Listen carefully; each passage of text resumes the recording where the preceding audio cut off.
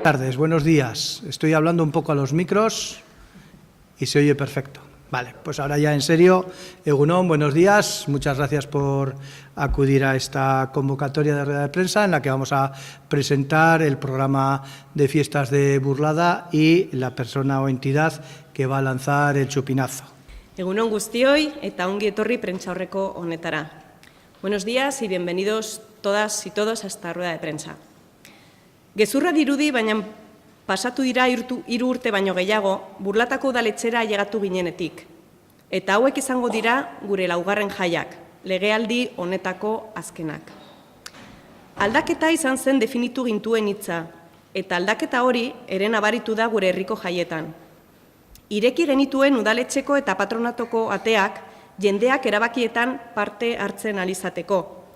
Eta kultura zinegotzia bezala, esan dezaket harrotasun osoz, benetan festa parte hartzaileak izatea lortu dugula.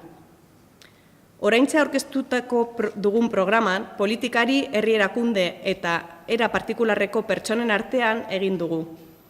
Debateak eta eztabaidak izan dira, lan egiten genuen bitartean.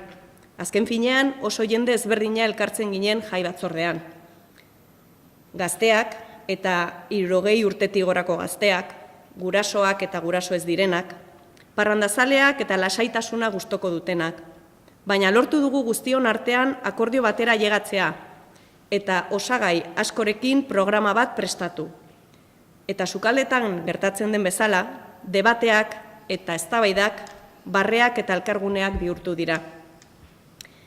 Eskerrik beroenak eman nahi ditut prestakuntzan parte hartu duten guztioi. Eta nola ez, eskertu nahiko nuke festeta lan egingo dutenei. Lan hori ezinbestekoa delako guztiok disfrutatzen alizateko.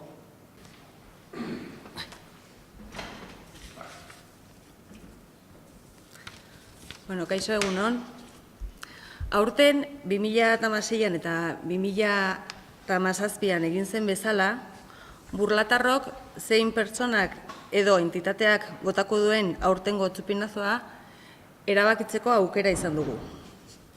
Bozketa honetan, Burlatan erroldatuak daudenak parte hartu dute eta parte hartzea igoera izan da aurreko urtearekin konparatuz.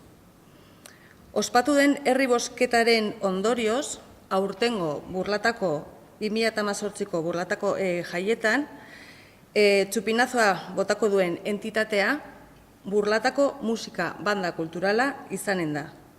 200 eta 99 bozkarekin, hau da 140. Hemendik Burlatako musika banda kulturala zoriondu nahi dugu, ez bakarrik orain osatzen duten taldea, baizik eta 2000-1979tik pasatu diren musikari guztiak. Eta bereziki, orain den zuzendaria, Txuma Gallego, nork bandaren izenean botako duen txupinazoa. Gogoratzen dizuegu, gure herrian ez direla onartzen eraso sexistarik, ez eta jokaera homofobo edo xenofoborik eta ezetza dela jaietan ere. Felices fiestas, jai zoriontsuak. Eskerrik asko.